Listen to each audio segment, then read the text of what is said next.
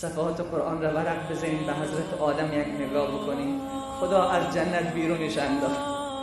300 سال در روایت می آید که حضرت آدم گریه کرد. 300 سال. نزدیکترین شخصی که به حضرت آدم بود حوا بود. یک انسان در روی زمین، یک انسان دیگر هوا را از پیشش خدا گرفت. این 300 سال یا 80 سال به گریه و زاری بود. الله با گریه های آدم چی کرد؟ آدم به بلندترین کله های سعادت رسانید. آدمی که از جنت بیرون افتاده بود، وقتی متوجه شد که خطا کرده، وقتی متوجه شد که اشتباه کرده، رفت به سمت خدا گریه کرد. الله فرمود ای آدم تو نگران نباش، جایگاه تو باز هم جنت الفردوس است. ای آدم از اولاد تو محمد تولد می شود. ای آدم اولاد تو نوح نبی است. ای آدم اولاد تو ابراهیم خلیل است. ای آدم اولاد تو شیس نبی است. ای آدم اولاد تو موسی کلیم است. چون توبه کرد حضرت آدم. برو به زندگی حضرت نوح نگاه کن. 950 سال چه رنج و درد که ندید.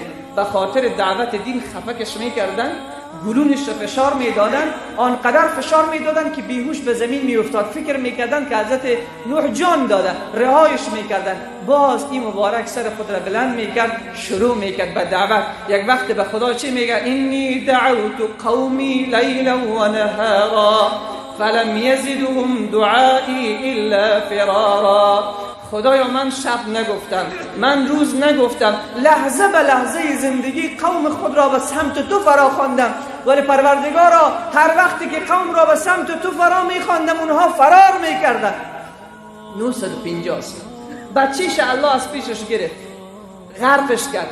همسرش کافر الله از پیشش گرفت. ولی حضرت نوح با این درد و مصیبت و رنج یک راه داشت: صبر و شکیبایی. صبر و شکیبایی. این دنیا و کل ما و شما میگذرند.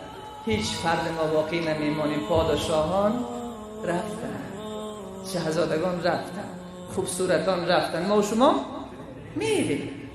ای همین دنیایی که به محبوب ما رسول الله صلی الله علیه و سلم بقا نکرده به موت میکنه. اگر دنیا به کس پاینده می بود، محمد تا قیامت زنده می بود. وقتی به نبی ما این دنیا رحم نکرد، نبی ما از این دنیا رفت، من تو هم میره.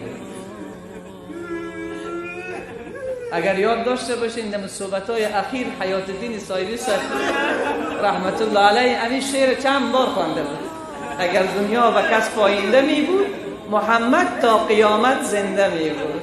این دنیا به هیچ کس بقا نمیکنه، همه ایمان میکنه. برو به حضرت ابراهیم خلیل نگاه بکن. یک روز داخل آتش میاندازیش، چه تکلیف و رنج بستش میکنه، به منجنیق داخل آتش میاندازه. دیگر روز الله برش میگه ای ابراهیم، زنت را بچه‌ت را تنها به مکه بگذار، خودت برو به سرزمین فلسطین، هیچ کسی وجود ندارد. حضرت ابراهیم میآید، حضرت هاجر را به همراه فرزندش تک و تنها در مکه میگذارد. دیگر روز برش دستور میده یگانه بچه‌ای که تو داری برو ذبحش بکن، قربانی بکن. حضرت ابراهیم چرا نمیگوید؟ وقتی در قرآن نگاه کنی الله برش میگه اذ قال له ربه اسلم قال اسلمت لرب العالمین. ای خدا این تسلیمیت رو به ما نصیب بگردان. وقتی خدا به حضرت ابراهیم میگه تسلیم شو ای ابراهیم، تسلیم پروردگارت شو، فرمان پذیر از خدایت شو. ابراهیم بدون چون چرا، بدون اعتراض میگه اسلمت لرب العالمین، من فرمان پذیر پروردگار عالمیانم. خدایا فرزند فدای تو، خدایا همسر فدای تو، خدایا جان فدای تو، پدر و مادر فدای تو، هرچه تو میخوای برای تو. بیاییم که همین گونه درک پیدا کنیم و به خدا اعلان کنیم خدای زندگی فدای تو. عزیز من برو به سمت حضرت موسی کلیم، بی رنجش را چه تکلیفی میبینن. در رود نیل هنوز طفل شیرخوار از داخل دریا میاندازیشن، میره به خانه فرعون، به چه تکلیف و زحمت در اونجا بزرگ میشه، دور از محبت مادر. بعد از اینکه بزرگ میشه فرعون خبر میشه که مرد قبطی را حضرت موسی به قتل رسانده، فرار میکنه حضرت موسی به مدین. 8 سال تمام چوپانی حضرت شعیب را میکنه. 8 سال تمام در اونجا چی تکلیف و زحمتی که نمیبینه. بعدش فرعون چه تکلیفی که حضرت موسی را نمیداد، ولی موسی یک را دارد و صبر میکند و میداند که الله بندگان خوب خود را آزار میدهد.